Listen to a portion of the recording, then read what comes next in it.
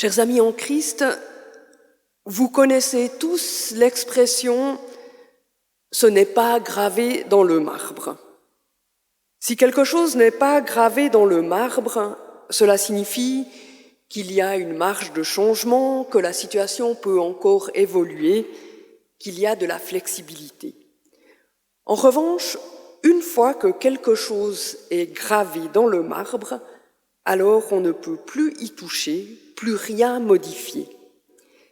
L'expression « gravé dans le marbre » trouve son origine dans l'Antiquité. À cette époque, l'on gravait littéralement dans la pierre les écrits importants, ce qui devait traverser le temps en restant inchangé. Les tablettes les plus anciennes que l'on a retrouvées sont des traités d'alliance. Je vous montre à l'écran le traité d'Ebla à Barsald, qui date probablement de l'an 2350 avant notre ère. Écrit en cunéiforme, c'est l'un des premiers traités diplomatiques de l'histoire de l'humanité. Il règle les échanges commerciaux entre deux États situés le long d'une rivière en Mésopotamie, et il parle du transport de l'huile d'olive et du vin, que ce soit par bateau ou par des ânes. De nombreux autres traités d'alliance économiques, militaires, diplomatiques ont été gravés dans le marbre.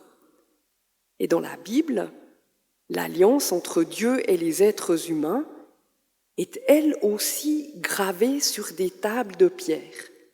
Au sommet du mont Sinaï, Dieu donne à Moïse des tablettes de pierre où sont inscrites 10 paroles, 10 commandements que les êtres humains doivent respecter dans leur alliance avec Dieu.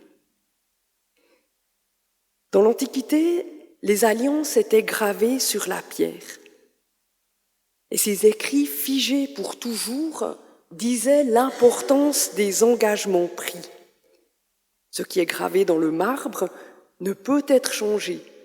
Celui qui fait alliance ne peut briser son engagement. Gravé dans le marbre, c'est donner une valeur de garantie à ce qui est écrit.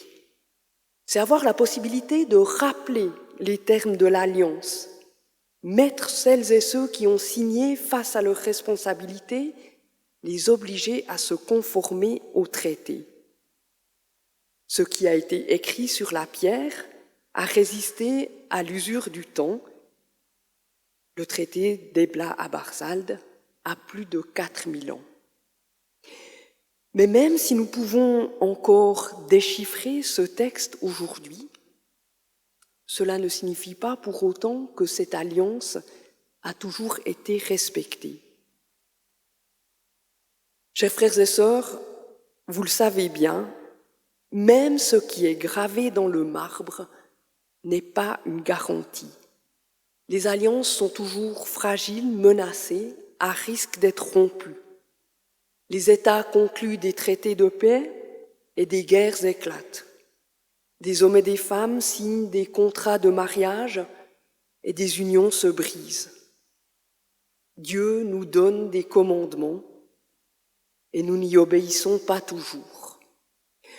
Nous tous, nous aimerions que certaines choses soient gravées dans le marbre. Nous voudrions avoir cette garantie qu'elle dure pour toujours, que rien ne change. Mais nous-mêmes, nous cassons parfois les alliances que nous avons conclues et nous subissons aussi les conséquences d'engagements non tenus. Alors, face à nos alliances si fragiles, l'apôtre Paul, dans sa lettre aux Corinthiens, nous propose un point de vue complètement différent. Et il le fait en prenant un détour qui peut nous paraître aujourd'hui anecdotique, mais qui est en réalité important. Au début du texte, nous l'avons entendu, Paul parle de lettres de recommandation. Et ce qu'il écrit à ce sujet nous semble embrouillé. Avons-nous besoin, comme certains, de lettres de recommandation pour vous ? À l'époque, lorsqu'un voyageur comme Paul souhaitait être reçu par des gens, il portait en général sur lui au moins une lettre de recommandation rédigée par une personne connue des destinataires, et cette lettre les rassurait sur l'identité et les bonnes intentions du voyageur. Or, il semble que Paul arrive à Corinthe sans aucune lettre, et c'est d'autant plus problématique qu'une partie des Corinthiens sont fâchés contre lui car ils ont été influencés par des ennemis de l'apôtre. Et dans ce contexte si compliqué, Paul se défend d'une manière étonnante. Il affirme qu'il n'a pas besoin de lettres, car sa lettre de recommandation, c'est la communauté, l'Église qu'il a lui-même fondée à Corinthe lors de son premier voyage sur place. Et cette communauté, elle est une lettre bien plus importante qu'une lettre écrite. En reprenant les mots de Paul, cette lettre n'est pas écrite à l'encre, mais avec l'esprit du Dieu vivant. Elle n'est pas gravée sur des tables de pierre, mais sur des tables de chair, sur les cœurs. La lettre de recommandation de Paul, c'est la communauté des chrétiens et des chrétiennes, ces frères et sœurs qui ont entendu le message de l'apôtre et qui, grâce à ce message, ont eu confiance en Christ et se sont mis au service de l'Évangile. Pour Paul, cette lettre écrite par l'Esprit de Dieu sur des tables de chair, cette lettre a remplacé l'encre et les tables de pierre. Ce qui compte désormais n'est plus gravé dans le marbre, mais dans nos cœurs. Et ce changement est révolutionnaire. Et Paul le sait, lui qui parle d'une nouvelle alliance. L'alliance entre Dieu et nous, les êtres humains, ne repose désormais plus sur la loi que Dieu a donnée à Moïse. Cette alliance ne se base plus sur l'obéissance aux commandements gravés dans la pierre, mais cette alliance se fonde maintenant sur une transformation des cœurs, sur une transformation de nos cœurs. Avec la venue du Christ sur terre, avec sa mort et sa résurrection, une alliance nouvelle nous est donnée, alliance qui n'est plus liée à la loi, mais à la foi. Et pour les contemporains de Paul, pour nous aussi, ce changement est à la fois perturbant et libérateur. Perturbant, car même si c'est contraignant, il est aussi rassurant d'obéir à des commandements, de se conformer à une loi, de suivre des instructions gravées dans le marbre. Alors oui, ce n'est pas très créatif, cela peut être pesant, enfermant, mais au moins l'on sait à quoi s'en tenir. Les obligations du contrat sont claires, les conditions de l'alliance sont définies.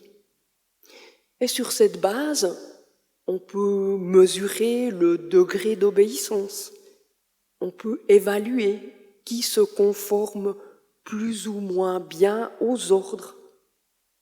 Et on peut aussi juger qui est digne de faire partie de l'alliance de Dieu et qui ne l'est pas.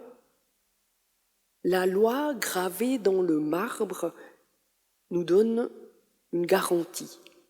Si j'obéis, alors je suis en ordre avec Dieu et j'ai ma place dans l'alliance. Si l'alliance n'est plus écrite sur des tables de pierre, mais sur des tables de chair, si ce qui compte, c'est ce qui se passe dans le cœur de chaque homme, de chaque femme, alors tout change. On ne peut plus juger, classer, catégoriser. Les garanties volent en éclats. Le respect de la loi n'est plus la condition pour faire partie de l'alliance de Dieu. Un changement perturbant et en même temps libérateur. Car dans la nouvelle alliance, ce qui compte, c'est la foi, ce qui se passe en nous, dans nos cœurs. Est-ce que je mets ma confiance en Christ Est-ce que je laisse l'Esprit du Dieu vivant écrire sur mon corps?